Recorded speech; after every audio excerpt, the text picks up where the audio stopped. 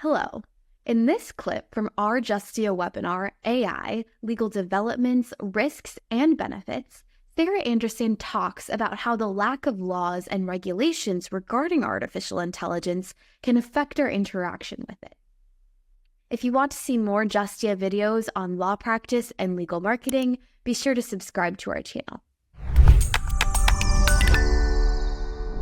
All right.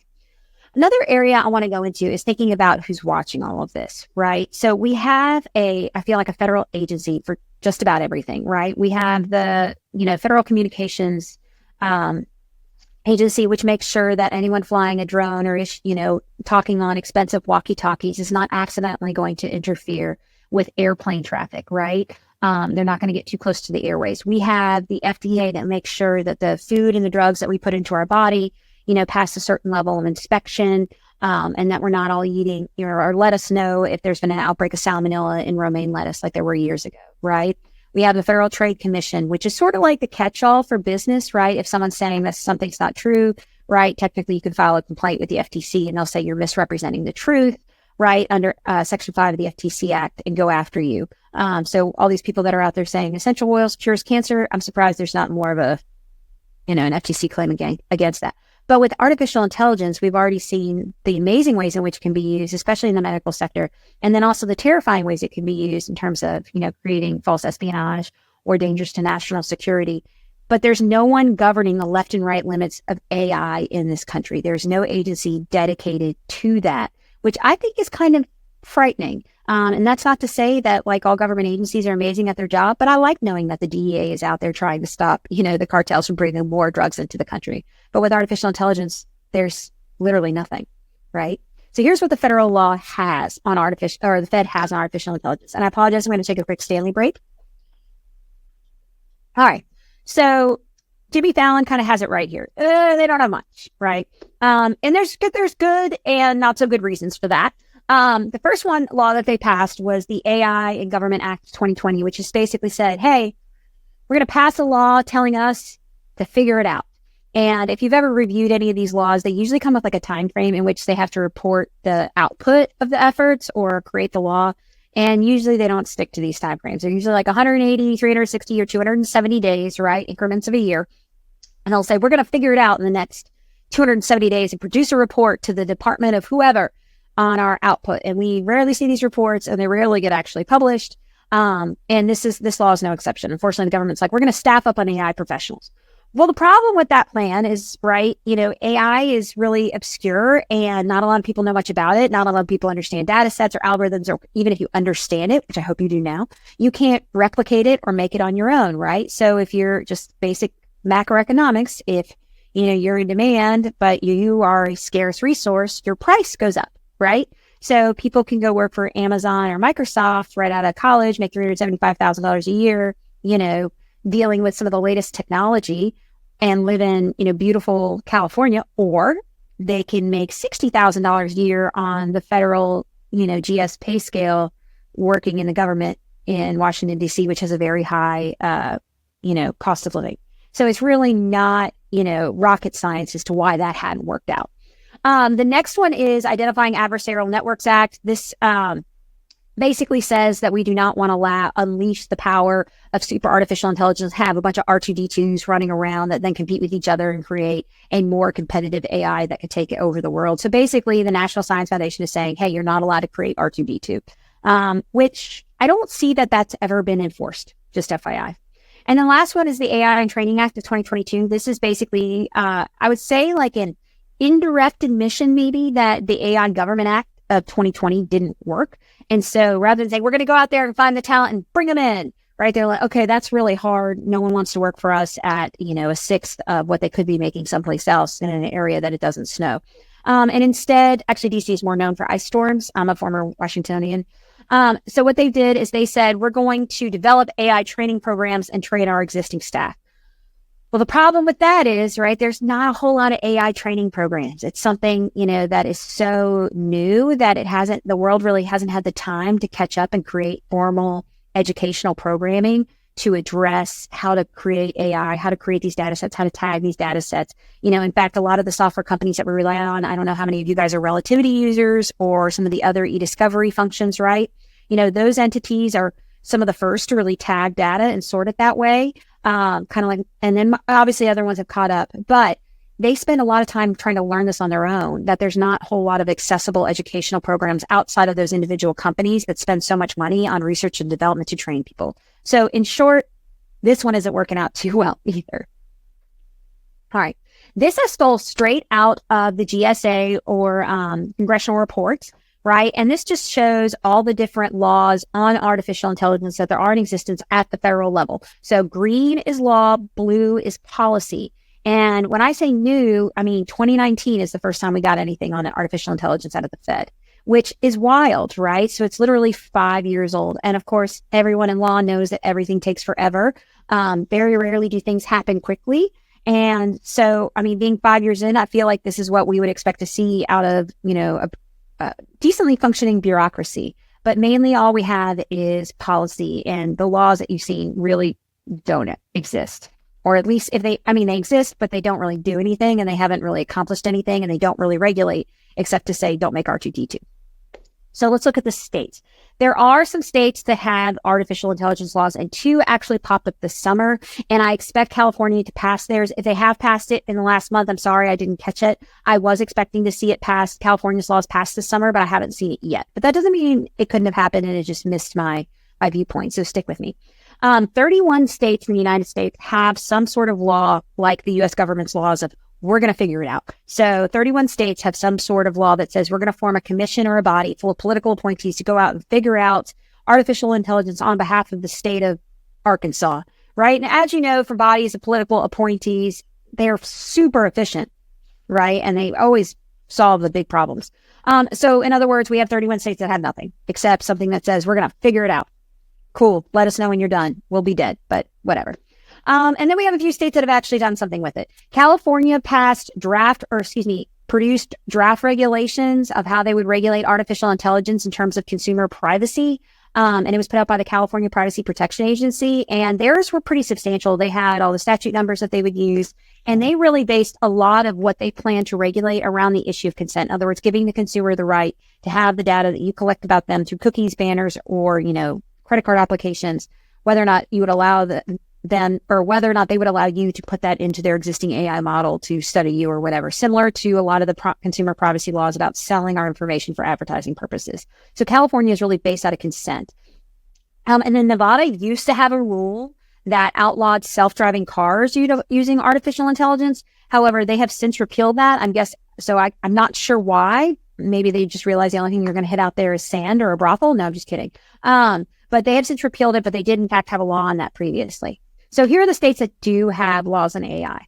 The first one is Illinois. They were probably, I think, the first one to pass some sort of law on AI, and theirs is really limited to employment context. In other words, if I'm going to interview someone for a job, and I decide to videotape them, I have to tell them I have to get their consent to videotape them. And then I have to get consent to use that videotape and have it analyzed by artificial intelligence to detect signs of untruthfulness or to determine the veracity of some of the statements, right? So if they're using the AI tool to film someone for a video or to film someone for an interview and they're shaking constantly and they ask them if they have a problem with substance abuse or something like that, and they look, I forget, I'm not a psychologist, but they look to whatever side is indicative of lying, and then they have the shakes and they bloodshot eyes, and maybe they have, yellowish, white areas of their eyes indicative of liver issues, right? The AI tool will produce something that says, based on the physical characteristics and the reaction to the question, and the answers they gave after that, it looks like they may not be completely truthful based on their statement in response to your question.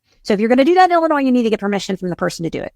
The next one is Colorado. Colorado and Utah passed their new AI laws within a day of each other, literally a day.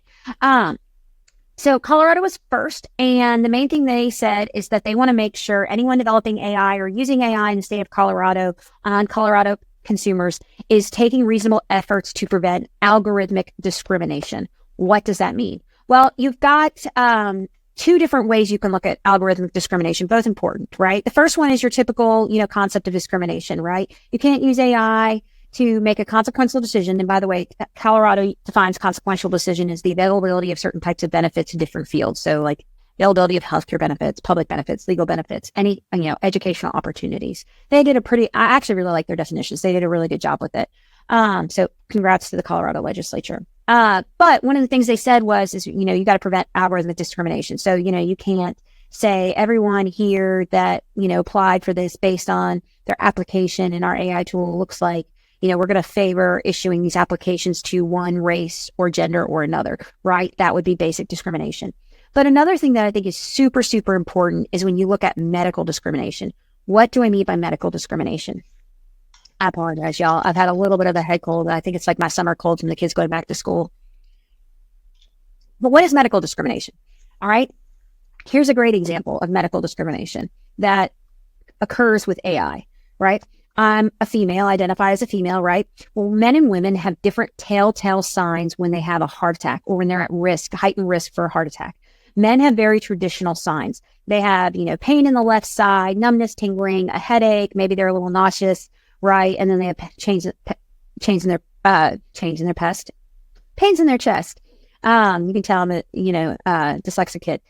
But women have different signs. They have a lot of the same signs as men, but we also have signs like fatigue, sudden weight loss. Basically, I feel like a lot of the signs that can happen every month, but we do have different signs. So I would not want to have an AI tool analyzing me for signs of a heart attack that just received its data set from cases involving men. I would want the AI tool analyzing me from signs of a heart attack to either be based on women, because I am a woman, or to be based on both genders put together, not just men. So making sure that data set is not skewed so that it would only identify potential risk factors in one gender or another. Same concept, except let's reverse it a little bit. I would not want an AI tool to be used to analyze me for signs of dementia, right? If it was only taking data from people in a certain age group and not considering people in my age group, right? Because the signs are going to be different. Or a data tool that's only based off of information on geriatric patients to be applied to pediatric patients, right? So that would be an example of medical discrimination, which could produce very terrifying results to miss these signs. So Colorado is taking this very seriously. It is only enforced by their attorney general, but they do have the authority to implement up to a $20,000 penalty per violation. Now, if you've ever had to deal with statutory penalties before, you'll know that most statutory penalties range from like $2,500 to $7,500 for reckless, nefarious acts. So Colorado going out there and saying we're employing a $20,000 penalty tells me they mean business. And I will say, when you do by violation, it means one person can be violated multiple times. So these penalties could add up very, very quickly in the same incident. And we'll get into that in some of the case law. And then Utah's is slightly different. They are saying that anyone who has a regulated occupation, which could be a cosmetologist, a dentist, a lawyer, right? Anyone in those, if they're going to have any of their consumers, patients, or people they interact with use AI, they have to get permission before they use generative AI on those individuals and provide complete transparency and accountability. And I'll get into those terms a little later.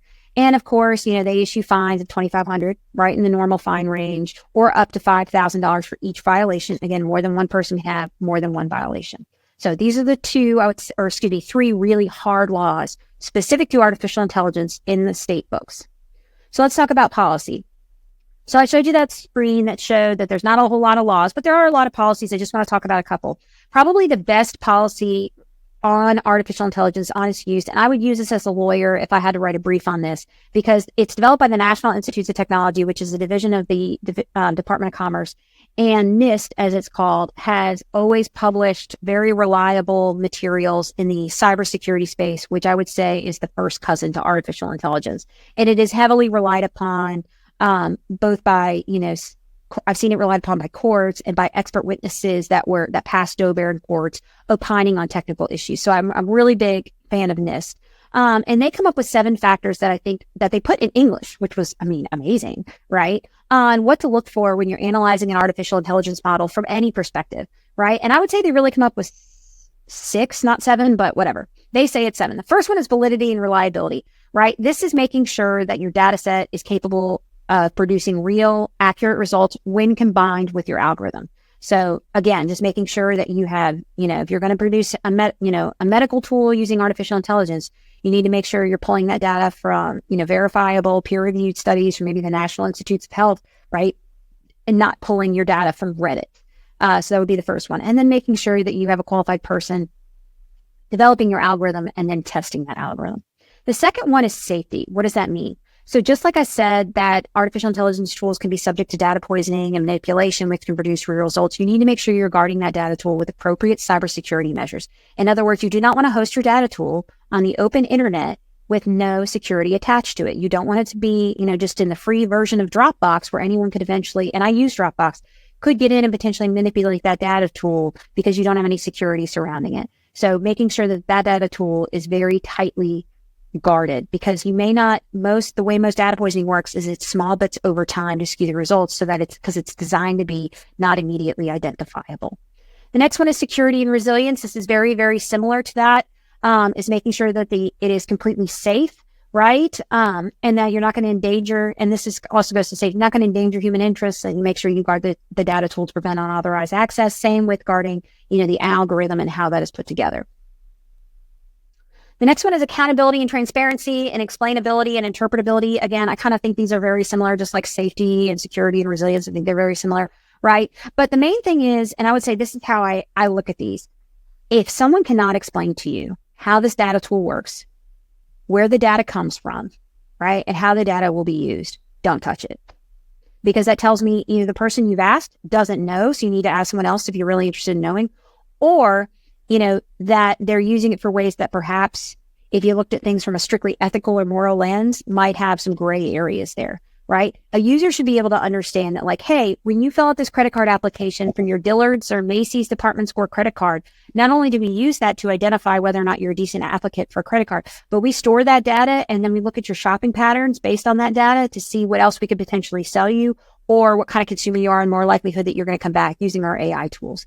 If they cannot explain that to you, then that's a problem, right? So making sure that people understand what the AI tool does, what information it's collecting, what information is going in, and how it's going to be used, right? The next one is privacy. So I am not a big believer that anyone has ever got any real privacy digitally anymore. There's a tag for just about everything that just appears automatically, unless you completely, change your address and, move to a different city or using a VPN 24/7. But there's got to make sure there's a reason, or this warns against reasons of making sure there's some sort of privacy tool embedded so that any data fed into the AI tool is either marked as private and cannot be used to produce someone else's output, right? Or is thereafter deleted and does not go into the bigger picture. We're going to get into this a little bit later when we talk about medicine, but that is a big, big issue. In fact, unless you have a high confidence in the privacy of whatever AI tool you're using, specifically ChatGPT, I would go ahead and block it on your business's, online access, and I would have it completely blocked, because you don't want, a secretary or a receptionist, or maybe someone who doesn't have a full appreciation for the consequences of sharing privileged or confidential information to type something into a ChatGPT summary and then potentially have that same information come out on someone else's output, because that is exactly what happens. And the last one is fairness, right? That goes back to the algorithm discrimination, both for medical purposes, as well as, exaggerating existing disparities between genders, races, or, further fueling under-resourced groups of people and stopping them from having access to otherwise available resources. Thanks for watching. We hope you enjoyed this video, and if you did enjoy it, please hit the like button and subscribe to our channel for more videos on law practice and legal marketing. See you in our next clip.